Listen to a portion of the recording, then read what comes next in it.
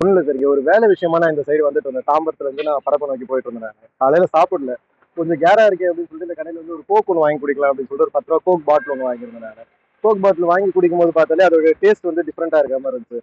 நான் என்ன டேஸ்ட் டிஃப்ரெண்டா இருக்கு, ஏதாவது புது ஃபிளேவர் அப்படின்னு கேட்கும்போது நார்மல் தான், எப்படி வரதுன்னு நம்மளுக்கு தெரியும் இல்லையா ரெகுலரா கோக்கோட டேஸ்ட் எப்படி இருக்கும்ட்டு. அப்புறம் பாட்டில் உள்ள பார்க்கும்போது பாட்டில் வந்து டோட்டலா கலர் சேஞ்ச் ஆயிருக்கு.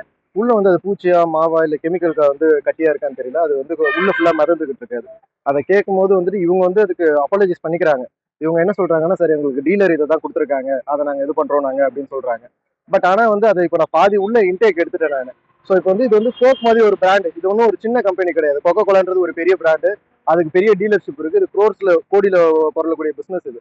இதுல வந்து இது மாதிரி வந்து ஒரு நம்மள மாதிரி சாதாரண ஆளுங்க குடிக்கிற 10 ரூபா கோக் பாட்டில வந்து இந்த அளவுக்கு பாதுகாப்பு இது இல்லாம இருக்கு அப்படின்னு சொன்னா, இதுக்கு மேல நிறைய பேர் இருக்காங்க ஸ்டெப் பை ஸ்டெப்பா இதை வந்து பார்த்து கடைசியில நம்ம கன்சியூமர்ஸ்க்கு வந்து சேரும்போது இது பாதுகாப்பா வந்து சேருதா இல்லையான்னு கவனிக்கிறதுக்கு நிறைய பேர் இருக்காங்க. எல்லாரோட கவனக்குறைவு தான் இது மாதிரி வருது.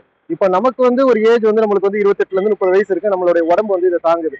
இதே வந்து சின்ன வயசு குழந்தைங்க, அவங்களோட எதிர்ப்பு சக்தி வந்து கம்மியா இருக்க குழந்தைங்க யாராவது சாப்பிட்டுருந்தாங்கன்னா இது என்ன லெவலுக்கு வேணா போலாம். ஏன்னா நம்ம நியூஸ்ல ரெகுலரா பாக்குறோம் ஷவர்மா சாப்பிட்டு குழந்தைங்களுக்கு பாதிப்பு வருது.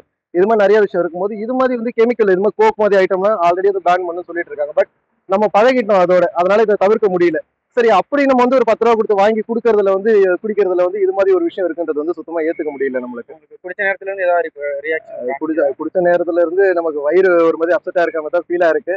பட் ஆனா அதை நம்ம சொன்னோம்னா வந்துட்டு இந்த இடத்துல இவங்க வந்து ஏதோ ஒரு விஷயத்துக்காக சொல்றாங்க, தவறா நினைச்சுப்பாங்க. அதனால ப்ராப்பரா ஃபுட் சேஃப்டி டிபார்ட்மெண்ட் கால் பண்ணேன். அவங்க வந்து இது எங்களோட லிமிட் இல்லைன்னு இன்னொருத்தர் நம்பர் கொடுத்து கைட் பண்ணியிருக்காங்க.